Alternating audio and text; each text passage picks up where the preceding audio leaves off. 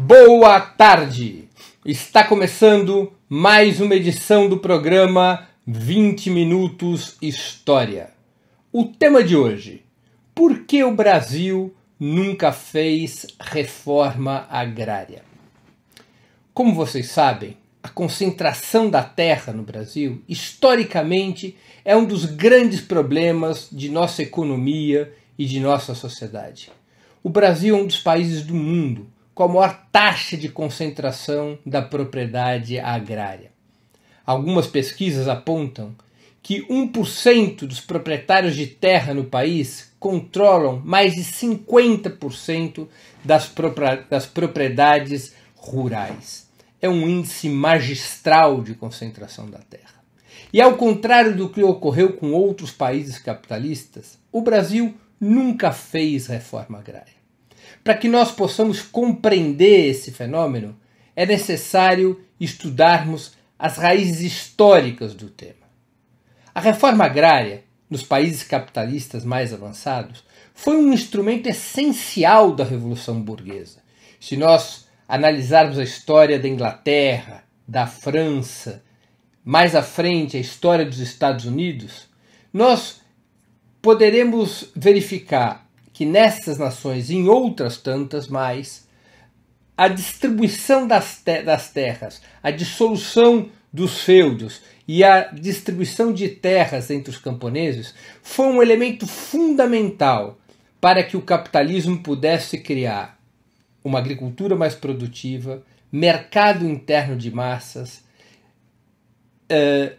e gerar uma força propulsora para o desenvolvimento econômico. Na história da Revolução Francesa, por exemplo, nós temos uma poderosa luta camponesa. Na essência, a Revolução Francesa ela é uma revolução camponesa. A base social da Revolução Burguesa é camponesa. A luta pela terra dos antigos servos de gleba contra os feudos, contra as regras feudais, contra as relações feudais, que é apropriada, dirigida pela burguesia essa luta, para espatifar a classe dos senhores feudais, estabelecer a hegemonia da burguesia e distribuir as terras feudais, acabando com aquelas relações sociais entre os camponeses, para poder gerar exatamente um forte mercado de consumo e uma agricultura capaz de amplificar a produção de alimentos e que, ao amplificar a produção de alimentos e se desenvolver, transformasse a própria agricultura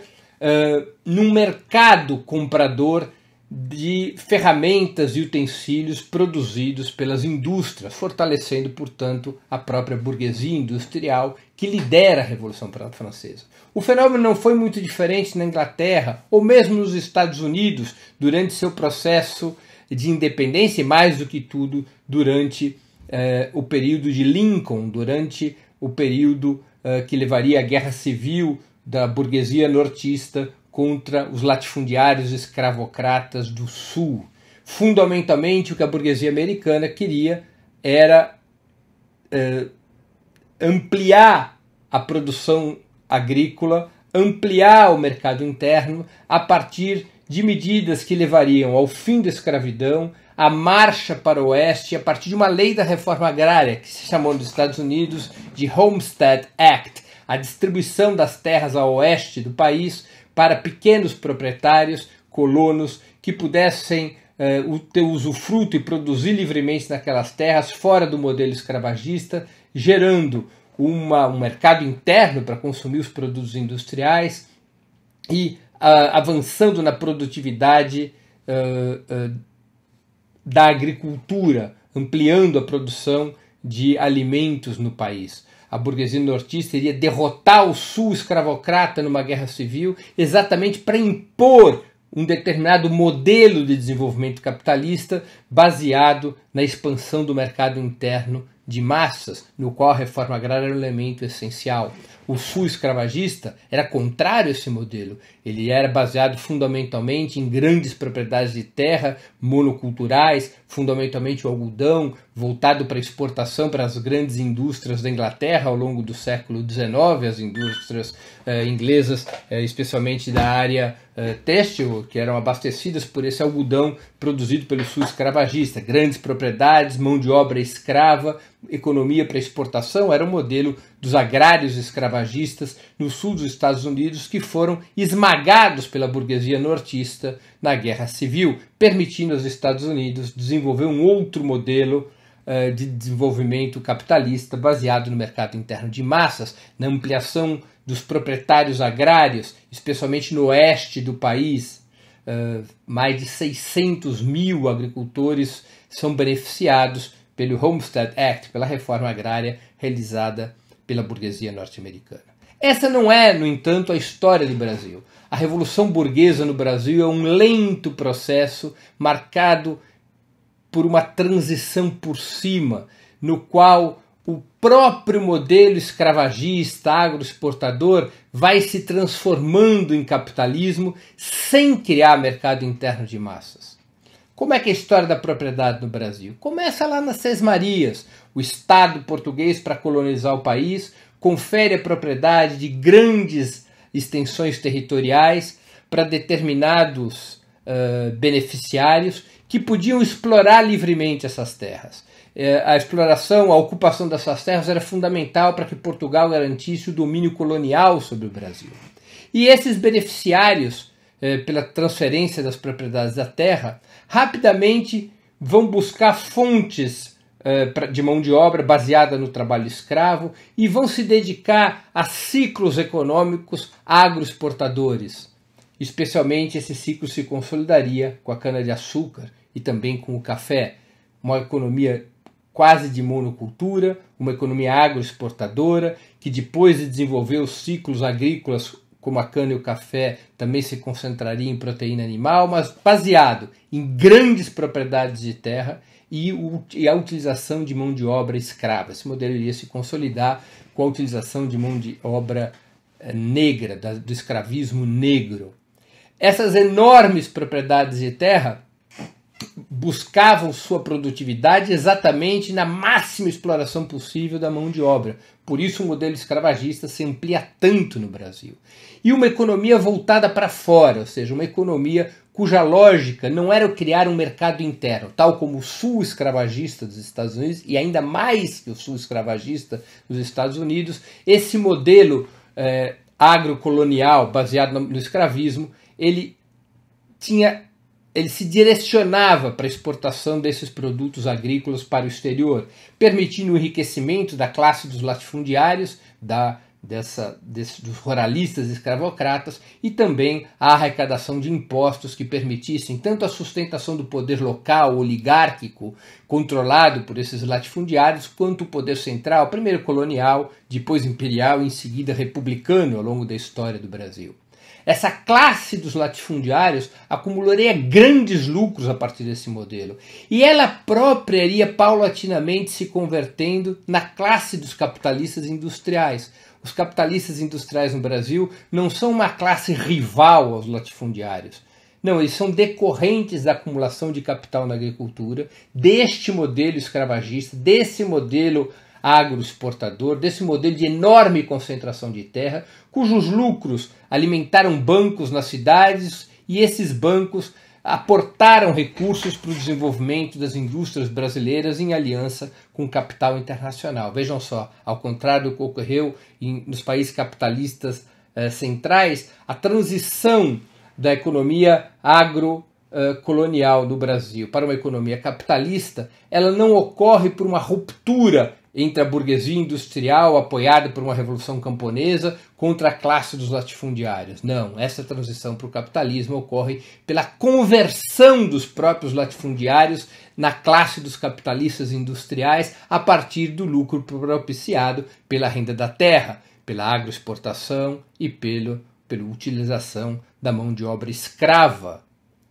Essa é uma lógica de transição por cima, que não altera as relações de classe no Brasil e que faz com que o monopólio da terra, ao contrário de ser um obstáculo para o desenvolvimento do capitalismo brasileiro, ele se transforma na própria base desse desenvolvimento capitalista.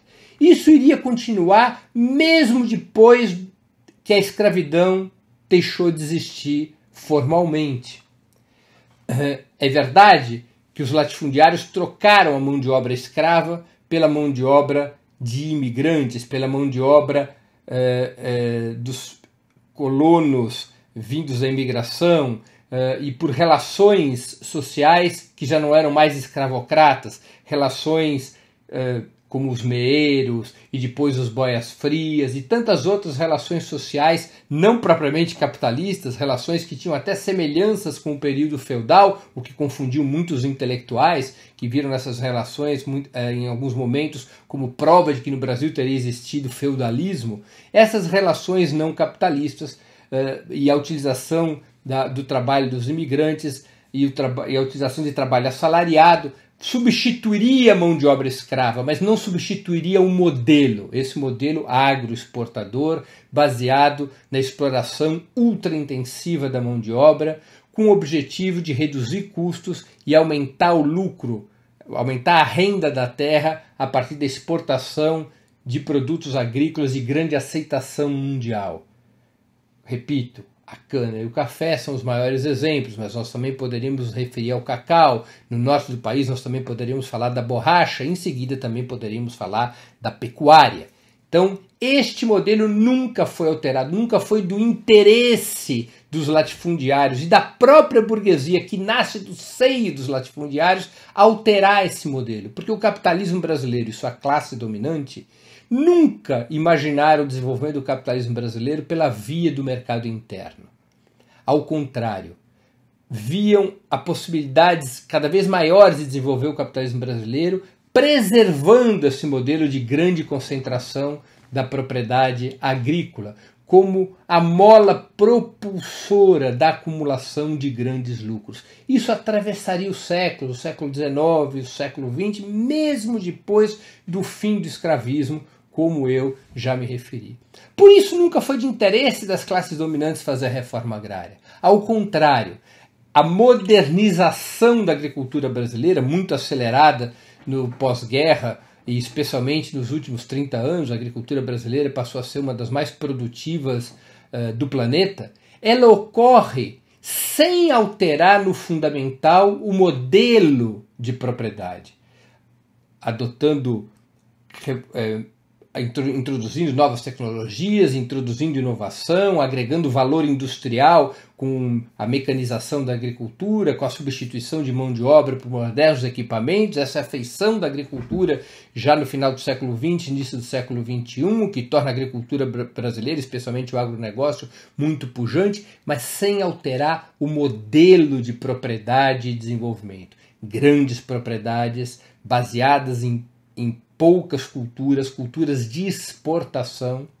que faziam com que o país não gerasse mercado interno, provocando uma massa gigantesca de miseráveis do campo que migravam para a cidade, desde a abolição da escravatura até a imigração campo-cidade do século XX, gigantescas massas de trabalhadores rurais sem terra, muitas vezes migravam para a cidade, iriam constituir as nossas favelas, os cinturões urbanos de miséria nas grandes cidades, porque no campo não havia reforma agrária. E não havia reforma agrária porque isso nunca foi do interesse da burguesia agrária ou industrial brasileira, porque esse modelo de enorme concentração de terra e de superexploração do trabalho faz parte da essência do desenvolvimento capitalista brasileiro. Toda vez que houve luta contra esse modelo partiu dos setores populares, da luta camponesa, das velhas ligas camponesas de Francisco Julião, do movimento dos trabalhadores rurais, que teve como uma das suas grandes lideranças Gregório Bezerra, e já no final do século XX, do movimento dos trabalhadores sem terra, o MST, e outras organizações agrárias de camponeses que lutavam e lutam contra este modelo concentrador de terra. Nunca foi do interesse da burguesia agrária e industrial a mudança desse modelo de propriedade e desenvolvimento agrário. A reforma agrária nunca passou pelo seu horizonte, ao contrário. tudo fizeram e fazem para preservar o monopólio da terra, para garantir recursos públicos para os monopólios da terra através de créditos subsidiados, garantir cada vez mais extensões de terra controladas por esses monopólios, derrubar códigos ambientais que eventualmente pudessem limitar a exploração da terra. Enfim, sempre interessou a burguesia agrária e industrial do país preservar o velho modelo de propriedade e desenvolvimento agrário baseado nesses grandes monopólios. É esse um instrumento fundamental para o desenvolvimento do capitalismo brasileiro, mesmo quando emerge o agronegócio, mesmo quando emerge a modernização da agricultura. Repito, o modelo não é alterado. Esse modelo, ele é a coluna vertebral, faz parte da coluna vertebral do capitalismo brasileiro. Por isso as classes dominantes não apenas não realizaram a reforma agrária, como sempre foram inimigas de qualquer plano de reforma agrária. Sempre derrubaram governos que propunham a reforma agrária. Derrubavam governos que propunham mudanças mínimas que fossem na estrutura da concentração da propriedade. O custo desse modelo não é apenas social, a exclusão social, as migrações de grandes massas de trabalhadores despossuídos para as cidades, que também era útil para a burguesia industrial, porque criava uma vasta mão de obra para as indústrias a preço baixo, mas também é a degradação ambiental e o fato do Brasil, país com gigantesca área agriculturável, não ter soberania alimentar, não ter autossuficiência alimentar, porque essa agricultura de caráter agroexportador, ela vai concentrando terras e vai reduzindo a capacidade de produção de alimentos, porque as pequenas e médias propriedades são engolidas por essas grandes propriedades baseadas na soja hoje, ou na produção, ou na pecuária, na produção de proteína animal. O modelo se preserva na sua essência como relação de produção basicamente intacto. E o Brasil, portanto, nunca fez reforma agrária porque nunca foi da essência do desenvolvimento do capitalismo brasileiro a necessidade ou o objetivo de criar um mercado interno de massas. O Brasil sempre funcionou a partir de uma lógica externalizada para a produção agrária, uma lógica exportadora da sua agricultura, e internamente a partir de uma lógica de um pequeno mercado de elite que envolvesse uma minoria do país e reduzindo sempre ao máximo os chamados custos de produção e, em especial, os salários pagos a quem produz na terra. Nessas condições é que os movimentos de camponeses no Brasil passaram a ter um grande peso, em especial, modernamente, o Movimento dos Trabalhadores Sem Terras, o MST, que luta pela reforma agrária, que luta pela partilha da terra e luta por uma revolução agrícola, por um outro tipo de agricultura. Não se trata apenas de distribuir terra, coisa que em certos períodos da nossa história ocorreu. Ocorreu certo nível de distribuição de terra no segundo governo do Getúlio Vargas, ocorreu durante o governo do João Goulart, até mesmo durante a ditadura havia uma certa distribuição das terras para tentar aplacar a pressão dos camponeses. Houve um incentivo também à colonização, às pequenas propriedades, especialmente no sul do país, para poder ampliar a fronteira agrícola do país. Mas nunca foi feita uma reforma agrária para valer. O MST, por exemplo, defende essa reforma agrária, não apenas como partilha da terra, mas como uma mudança global do modelo agrícola brasileiro, com a construção da agroindústria, com a constituição de um modelo que industrializa a produção de alimentos baseados em cooperativas e pequenas propriedades, que permite ao Brasil abandonar esse modelo agroexportador para um modelo concentrado na soberania alimentar, de alimentos saudáveis e que permita ao país produzir tudo aquilo que necessita comer, gerando excedentes de exportação de alimentos a partir desse modelo, mas um modelo baseado na ocupação da terra pelos camponeses, na distribuição de terra, na criação de um outro tipo de mercado, mercado interno de massas, baseado numa reforma agrária ampla e moderna, uma reforma agrária de caráter popular. Isso se choca frontalmente contra a burguesia agrária, industrial e financeira do país, que continua a defender o modelo agroexportador, concentrador de terra, baseado na superexploração do trabalho.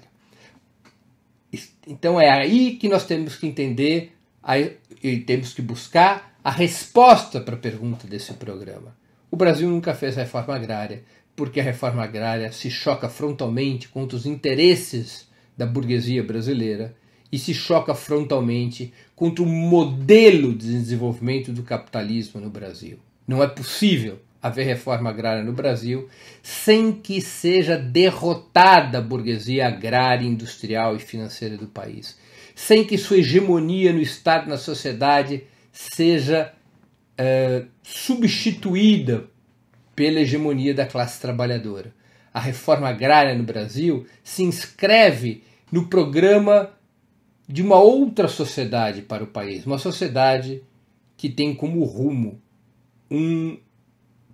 uma economia que não seja mais uma economia capitalista. A realização da reforma agrária desorganiza o capitalismo brasileiro, porque ele é assentado sobre o monopólio da terra e a superexploração do trabalho na agricultura, voltado para a geração de renda a partir da exportação de produtos agrícolas, a chamada agroindústria. É verdade que durante o governo Lula e Dilma houve tentativas de alterar em alguns aspectos essa situação com um avanço muito modesto, mas um certo avanço na distribuição de terra, com avanço esse sim mais expressivo em programas como o da agricultura familiar e outros que permitiram aos camponeses reforçar suas cooperativas, reforçar suas agroindústrias, criando não apenas situações de distribuição de terra, mas políticas que permitissem a sustentabilidade dessas terras distribuídas com créditos, assistência técnica. Nisso houve muitos avanços durante o governo Lula e Dilma. Mas esses avanços que não alteraram a estrutura da propriedade rural brasileira, mesmo esses avanços foram respondidos pela burguesia agrária com uma feroz oposição. Uma feroz oposição. A burguesia agrária não aceitava nenhuma concessão. Os ruralistas, como são chamados, não aceitavam nenhuma concessão. E rapidamente se alinharam com a estratégia golpista contra a presidente Dilma Rousseff, por exemplo, porque seus interesses, os interesses de preservação do monopólio da terra, os levavam a se chocar contra quaisquer mudanças, mesmo aquelas mudanças que apenas arranhavam ou mudavam muito lateralmente essa estrutura de concentração da terra no Brasil. Essa é a realidade com a qual vivemos.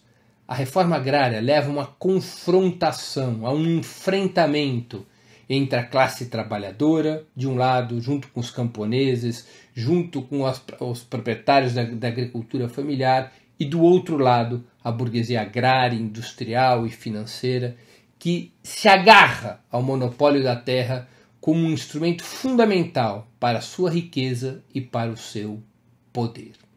Encerro aqui a exposição de hoje. Antes de darmos por terminado o programa, duas mensagens. A primeira delas: não deixem de fazer uma inscrição no canal do Opera Mundi no YouTube.